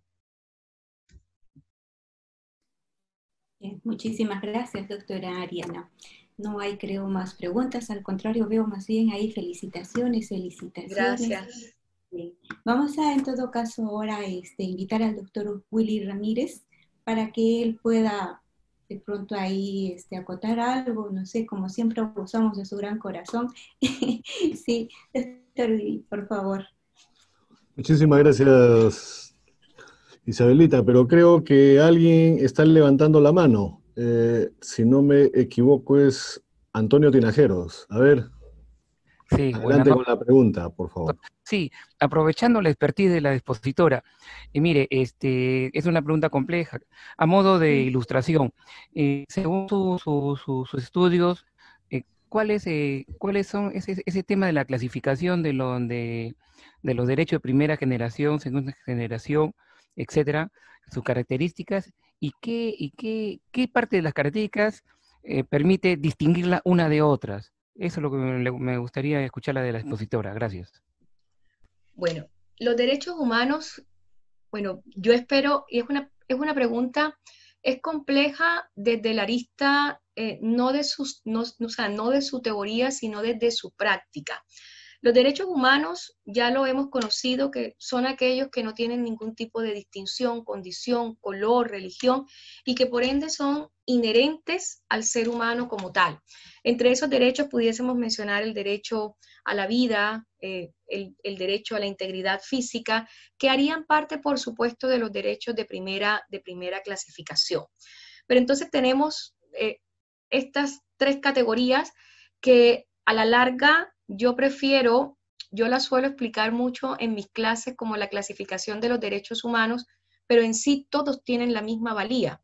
Los derechos fundamentales, que digamos que son del orden de primera generación, los derechos económicos, los derechos económicos y sociales, los derechos de segunda generación y los derechos reconocidos a los pueblos originarios que los tenemos categorizados como los derechos de tercera generación. Pero en sí, los tres o las tres categorías tienen igual ponderación e igual importancia e igual connotación como tal.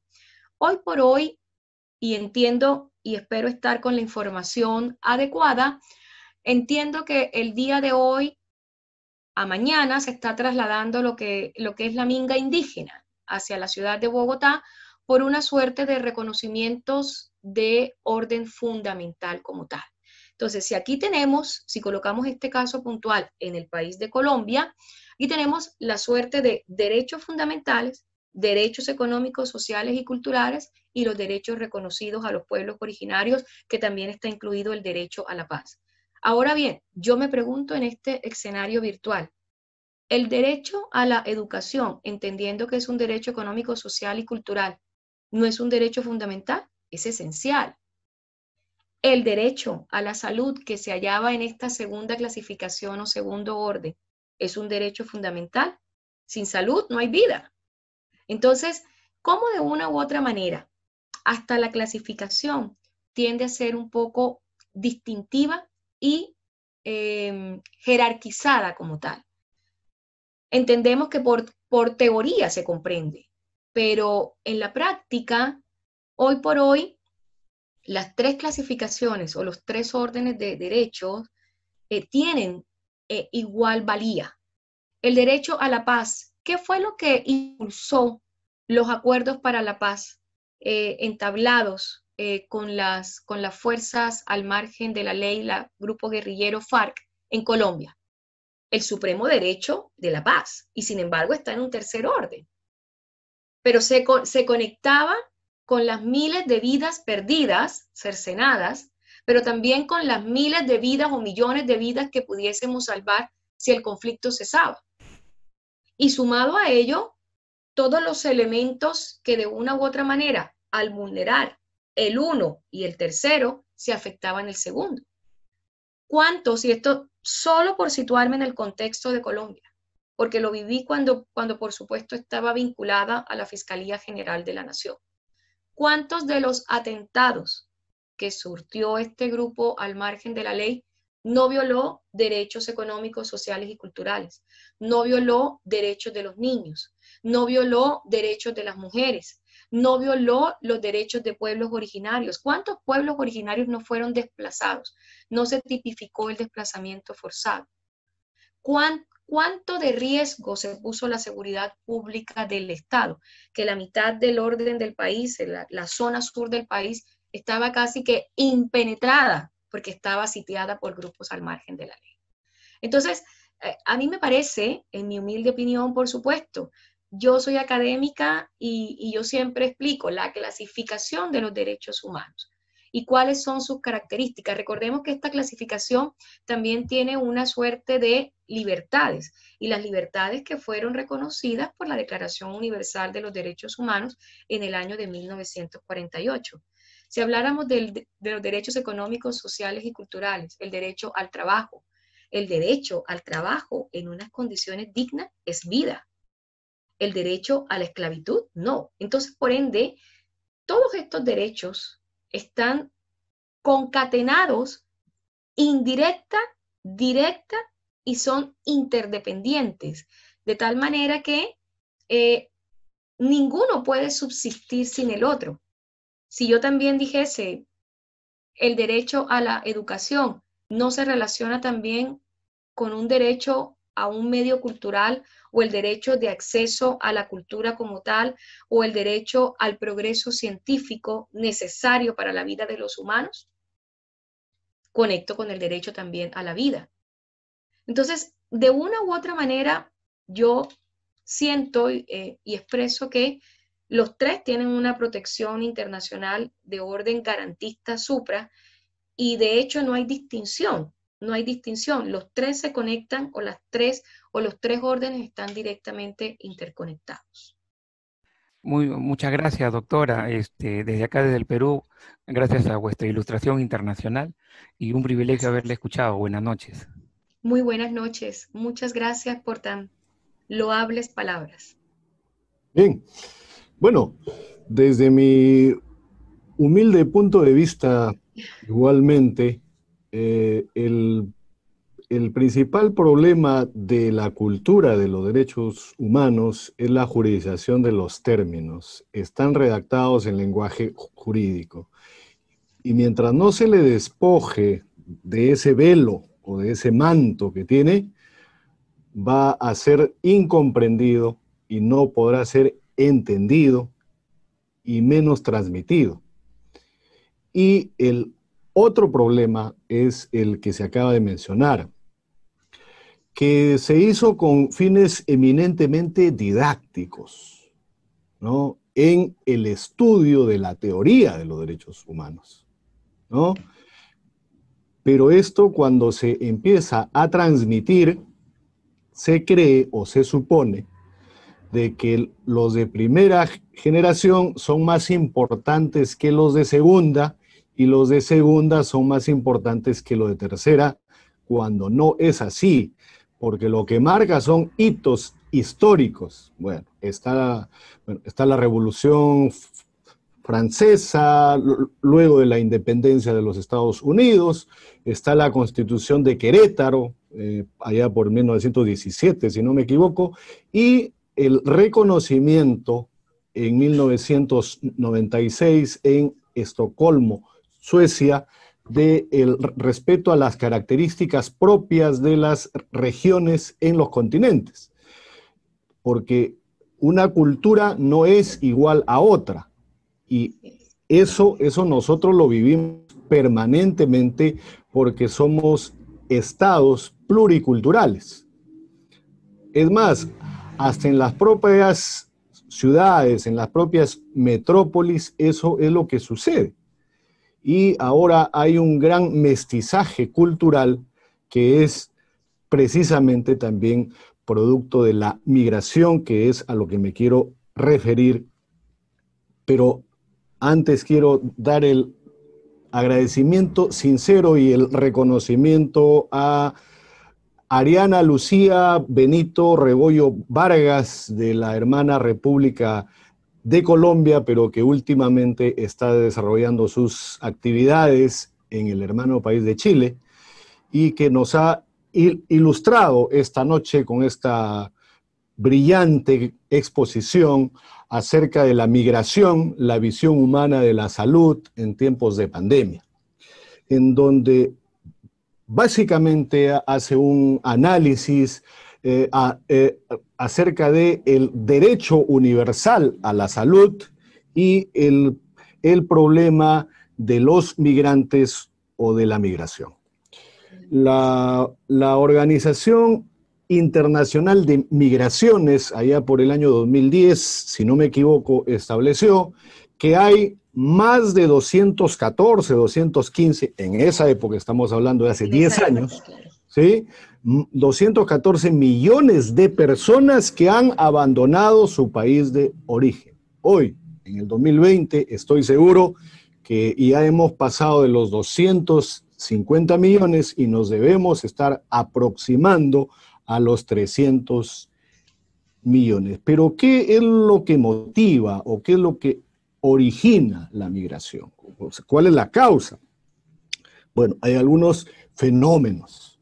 Y en primer orden está el fenómeno de la globalización. Somos una aldea global. Ahora ya somos ciudadanos del mundo. Así es. Así es, ¿no?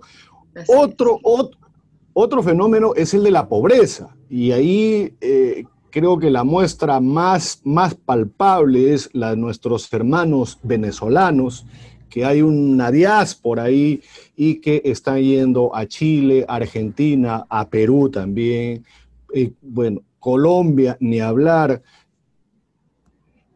Ecuador, que, bueno, simplemente los hace pasar, ¿no?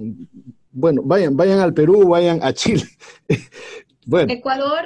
Ecuador son zonas, sí, hay ciertos países, disculpe, sí. profesor Willy, que hay ciertos países que son de tránsito, ¿ya? Que son de tránsito, y entonces claramente quizás no se palpa o no se recrudece o no se evidencia todo el conflicto que la migración aborda cuando llega este migrante con su núcleo familiar, porque también tratan de que todo el grupo, todo el núcleo migre a ese país de acogida. O sea, es casi palpable o es palpable de que salen de una situación de fragilidad a una situación de recrudecimiento, que es la que los recibe su país de acogida. Entonces, claramente sí, los países son Ecuador, inclusive, bueno, Colombia es un país de estancia permanente, pero cuando se inició la migración venezolana era de tránsito, pero sí, ya hoy por hoy es de mayor permanencia. Ok. Bueno, entonces estábamos hablando de los fenómenos, ¿no? El de la globalización, el de la pobreza, los desastres naturales, o ambientales empujan a la población también a, bueno, a migrar, ¿no? ¿Y por qué no los conflictos políticos, conflictos armados, conflictos étnicos en algunos casos? Y todo esto se sigue incrementando, sigue increciendo, ¿no? Y la migración es el proceso de traslado de la residencia desde un ámbito socioespacial, ¿no? O sea, en donde uno está instalado, ¿no? Con su entorno, con el núcleo familiar, sea esta la familia nuclear o la familia extendida, ¿no? Y los seres humanos reproducimos, producimos o intercambiamos esos elementos materiales, esos elementos simbólicos que son para la satisfacción de nuestras necesidades e inquietudes vitales. Necesidades vitales e inquietudes vitales también a otro o en otro lugar. Bueno, quien habla es de un pequeño pueblo que se llama Bolívar, en la provincia de San Miguel, en el distrito de Cajamarca, en el norte del Perú, en donde tuve la oportunidad de solamente estudiar primaria, porque sí había colegio secundario, pero era de la más ínfima calidad, así que con el esfuerzo de mis padres y con el esfuerzo de mi familia, yo tuve la oportunidad de salir del seno del hogar a los 10 años de edad, ojo, a los 10 años de edad, para ir a la ciudad de Trujillo primero, en donde estudié el primer y segundo año de secundaria, y luego a la ciudad de Chiclayo, en donde cursé el tercero, cuarto y quinto año en un internado militar, y luego me vine a la ciudad capital, a Lima, en donde hice la carrera y empecé a trabajar. Vean esa movilidad que hay.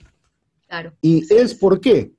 Porque el Estado no nos brinda las condiciones para que nosotros podamos desarrollar nuestras cualidades.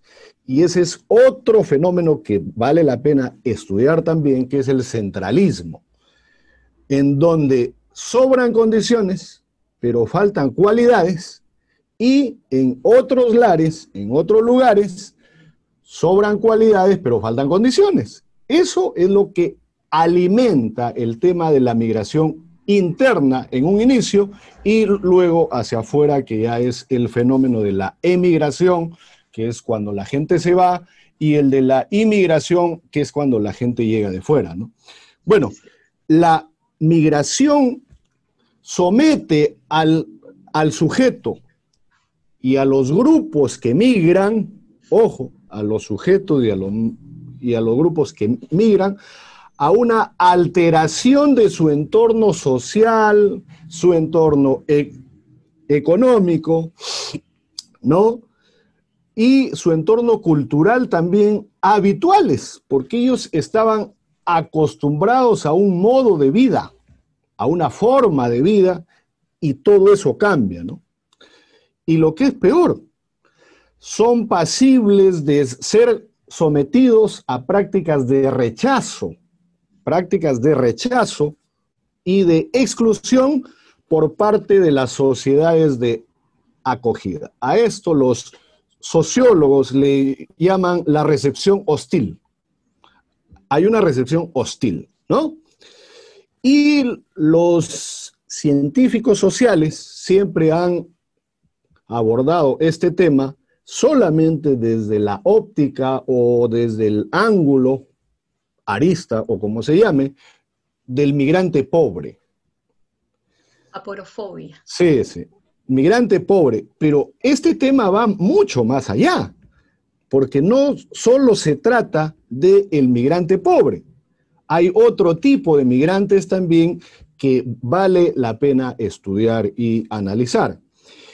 Y cuando estas personas atraviesan las fronteras, se enfrentan con prácticas y con normas de ciudadanía que violan diversos modos, o de diversos modos, perdón, sus derechos políticos, económicos, sociales, culturales, que es lo que precisamente acabamos de ver. Todo eso, todo ese paquete de derechos o todo ese catálogo de derechos es violado o es vulnerado, ¿no?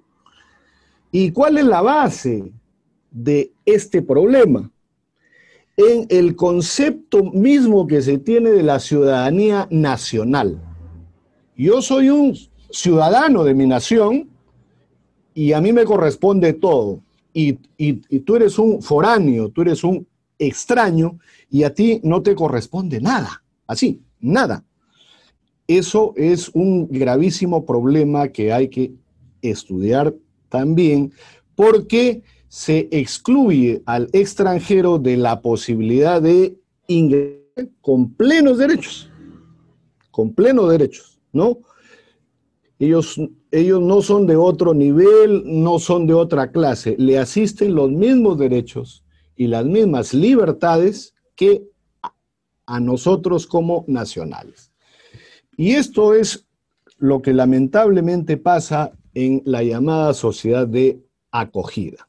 Ahora, hay algunos aspectos que se deben tomar en cuenta respecto a la ciudadanía nacional. ¿Por qué? Porque este término ya está cada vez más débil, está cada vez más endeble, ¿no? Y el primer aspecto sería el gran fenómeno de la globalización. Somos una aldea global, somos ciudadanos del mundo, como ya dije. Esto es el primer aspecto que hay que tener en cuenta respecto a la noción de ciudadanía nacional. El segundo aspecto es el conflicto que hay de la coexistencia de un orden normativo de carácter universal, estoy hablando del sistema universal de derechos humanos, porque es universal, es para todo el mundo, y frente a ella, la soberanía de los estados. Bueno, yo acá mando, pues, ¿no? Acá nadie me va a decir qué es lo que tengo que hacer o qué es lo que tengo que dar, porque yo soy soberano. Eso es algo que hay que repensar, ¿no? Y ahora estamos hablando del control que hay en nuestras fronteras, pero bajo el concepto de la ciudadanía nacional. Nadie sale, nadie entra, ¿no? En el Perú, los más vulnerables en este problema de la COVID-19 son precisamente los hermanos venezolanos, porque no tienen seguro social, no tienen atención médica, tampoco tienen bono, etc. Y se supone que al estar dentro de nuestro país, les asisten los mismos derechos por la sola condición de ser persona humana. Pero esto, lamentablemente, no se cumple y es algo que hay que repensar. Y el tercer y último aspecto sería el de la emergencia o el nacimiento de nuevas imágenes de nación. Ya no se puede hablar ya de la nación peruana, de la nación colombiana, de la nación chilena. Ya vamos mucho más allá. Podría decirse pues la nación iberoamericana porque compartimos el idioma, etcétera, ¿no? Latinoamericana, hispanohablante, hispanoparlante, etcétera, ¿no? Estos tres aspectos son los que justificarían una necesaria resignificación, hay que darle un nuevo significado, la resignificación del concepto de ciudadanía. Es algo que nuestra profesión, nuestra ciencia, el derecho, tiene como un gran reto hoy en día, ¿no? Y esa es también una de las gallardas tareas que nuestra escuela de posgrado, Sofía, viene haciendo. Esta es la conferencia número 104. 104 conferencias gratuitas, que esto no le representa absolutamente ningún costo alguno a los participantes, gracias a que nuestros expositores tampoco cobran. Eso es algo que hay que reconocer y que hay que resaltar. Y en el caso de los extranjeros, es obra y gracia de nuestra amiga y colega Isabel Ramírez Peña. Ella es la culpable de que estemos esta noche acá. ¿Bien? Y lo único que se les pide a los participantes es que se inscriban en cada uno de los eventos. Cada uno de los eventos tiene una propia ficha de inscripción. Bueno, no significa que ya me inscribí hoy y ya estoy en todos los eventos, no, porque la temática es distinta y va cambiando día a día. Y todas nuestras conferencias, todos nuestros eventos están en nuestras páginas de Facebook, en nuestra página de LinkedIn, en nuestra cuenta de Twitter, etc. Así que ustedes pueden visitar y por favor compartan esas publicaciones, es lo único que se les pide a cambio. Bien, Ariana, nuestro agradecimiento y nuestro reconocimiento nuevamente por tan magnífica conferencia y el reconocimiento también a nuestros hermanos de República Dominicana que anoche nos acompañan, de Colombia, paisanos de Ariana, de Ecuador que siempre nos siguen, hay hermanos de Bolivia también y de nuestro país, vuestro país, Perú, ¿no? Muchísimas gracias. No sé si tienes algo que agregar o que decir, Ariana, ya para pasar a la clausura de nuestro evento. Gracias, doctor Willy. Mira, creo que tú complementaste muy bien. Yo solo puedo expresar mis agradecimientos en que me den esta oportunidad. Cada escenario académico es una nueva oportunidad. Tú bien lo has comentado, la migración nos ha hecho ciudadanos del mundo. De hecho, también recomiendo a la audiencia otra autora que yo suelo seguir, se llama Saskia Sassen. Bueno, ella planteaba la migración gatillante desde las zonas rurales a las zonas urbanas. Hoy por hoy está diciendo que las ciudades se volvieron palabras más, palabras menos imposibles y que por ende hay un proceso en reversa. Entonces la ruralidad, pero resulta que la ruralidad en virtud de la condición doméstica también tiene una suerte de precariedades y como que recrudece o hace mucho hincapié en la falta de acceso. Entonces, claro, la referencia como autora yo la suelo seguir, me gusta, como todo, uno hace una suma de muchos autores y por supuesto va validando sus respectivas tesis o teorías. Reitero mis agradecimientos, por supuesto, a la doctora Isabel Ramírez, con quien nos une un colegaje ya de antaño y nos une también una suerte de relaciones muy cálidas dentro del plano personal. Siempre mi disposición para lo que esta humilde servidora les pueda suministrar y, por supuesto, siempre dispuesta a plantear nuevos desafíos, nuevos retos y nuevas conceptualizaciones, que en lo particular esto era como una mezcla, una suma que todavía hace falta mucho por perfilar, pero también quise incorporar un poco. Este es un trabajo que vengo haciendo con otro colega, el maestro Fernando Cortés Tello. Él está dentro del área de la salud, así que de una u otra manera, si alguien me hubiera dicho que iba a ser equipos multidisciplinarios, pues quizás, no sé, no lo hubiese pensado, pero doy gracias a la vida y a la virtualidad de que nos permite esta suerte de desafíos y desafíos totalmente válidos porque nos van a arrojar una suerte de nuevas informaciones que nos van a construir conocimiento, esa es la verdad. Muy bien.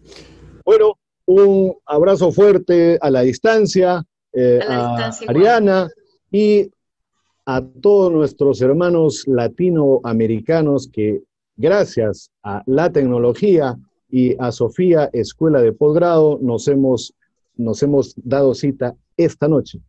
Mañana, no se olviden, hay otro importante evento de un expositor del país del sur, de Chile. De Chile. Hasta mañana. Sí.